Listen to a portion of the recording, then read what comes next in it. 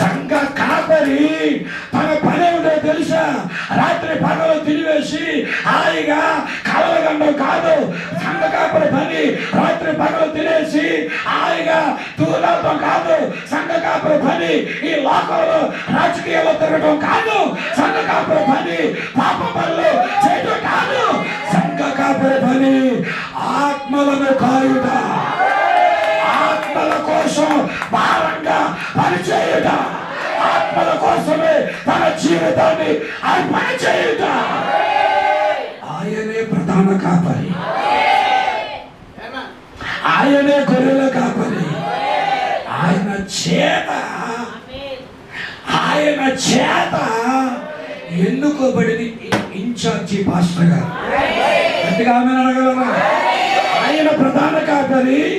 ఆ ప్రధాన కాపరి గొర్రెలను కాయడానికి దేవుడు ఎన్నుకున్న ఇన్ఛార్జ్ ఈ పాస్టర్ గారు. దేవుని స్తోత్రం కలుగును గాక. ఆమెను అడగలుగుతారా?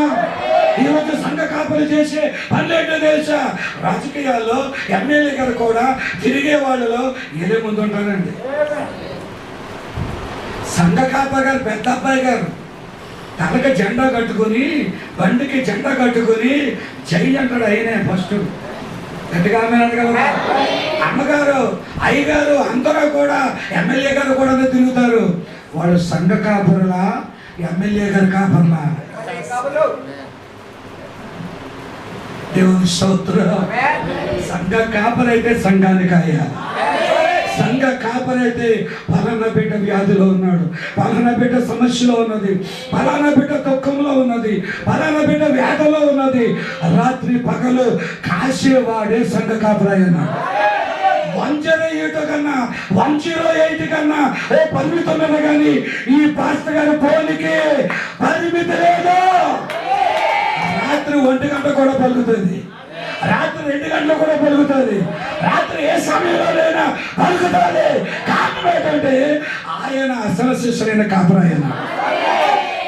ఆయన ప్రార్థన చేస్తే కార్యం జరుగుతుంది. నమ్ముతున్నారు మీరంతా కూడా? నమ్ముతున్నారు మీరంతా కూడా?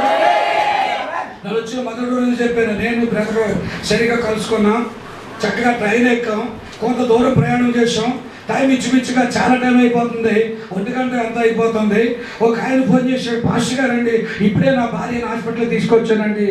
తన భార్య బాధ ఆయన్నే దుఃఖపెట్టిందంట. అది డెలివరీ టైంకి కేకలేసి ఆకాశాన్ని అంటుకుని వెళ్ళిపోయేలాగా గగ్గోలు పెట్టి, ఇక నేను చచ్చిపోతాను ప్రభా నాకు వద్దు అంటున్నట్టు ఆవిడ. ఆమెను అడగలరా?